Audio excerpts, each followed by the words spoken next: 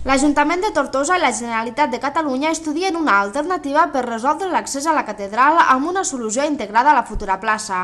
Així es planteja dividir en fases el projecte de remodelació integral que ha d'obrir la catedral al riu, de manera que es puguin fer les escales i deixar per una segona fase la construcció de la futura plaça, ja que aquesta va lligada a l'expropiació i enderroc de les cases de la façana fluvial, unes actuacions que es troben pendents de diverses resolucions judicials.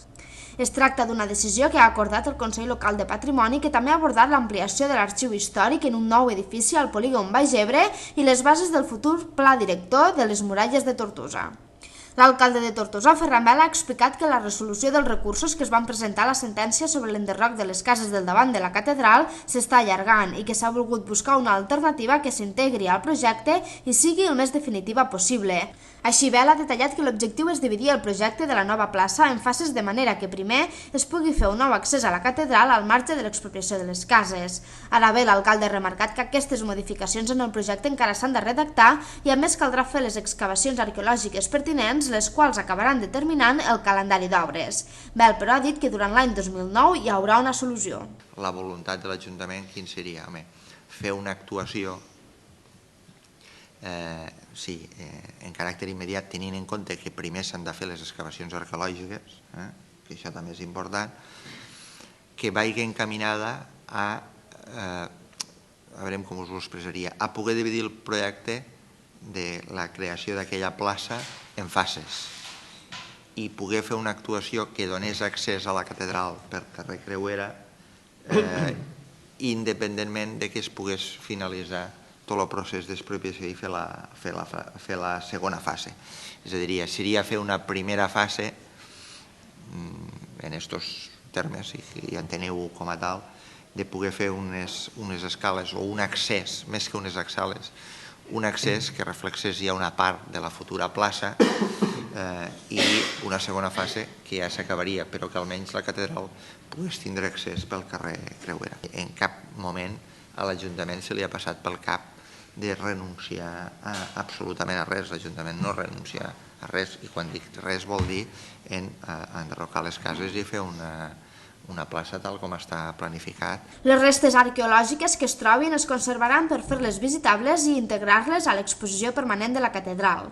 D'altra banda, el director dels Serveis Territorials del Departament de Cultura, Xavier Vega, ha avançat que ja s'ha enllestit l'aixecament topogràfic dels 6 quilòmetres de muralla de Tortosa i que a partir d'ara ja es poden plantejar la redacció d'un pla director de les muralles que permeti tenir una visió global i marcar unes prioritats. Amb tot, Vega ha remarcat que igualment s'està treballant en la rehabilitació de la muralla. Concretament, aquest mateix dilluns s'ha adjudicat les obres per a la restauració del tram de la Torre del Celio de la muralla medieval. Sobre les muralles, dir que estem en aquest moment, tenim ja fet, entregat l'aixecament topogràfic de totes les muralles de Tortosa. Ha sigut una feina llarga i complicada perquè són 6 quilòmetres de muralles i al mateix temps estem intervenint al tram de la Torre del Celio i treballem també en un projecte de rehabilitació del fortí del Bonet.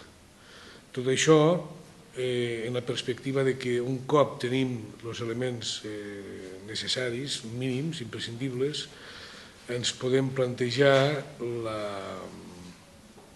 la redacció d'un pla director. Fins ara no ho podíem fer, a partir d'ara ho podrem fer. El Consell Local de Patrimoni també ha abordat l'ampliació de l'Arxiu Històric de les Terres de l'Ebre. El director dels Serveis Territorials de Cultura ha apuntat que actualment l'arxiu té problemes d'espai fins al punt que s'ha aturat la incorporació de documentació. Així les coses, Cultura signarà un conveni amb el Bisbat de Tortosa per gestionar els Reials Col·legis com a arxiu històric mentre s'inicia la construcció d'un nou arxiu en uns terrenys situats al polígon industrial Baix Ebre, on s'ubicaria la documentació viva o semiviva.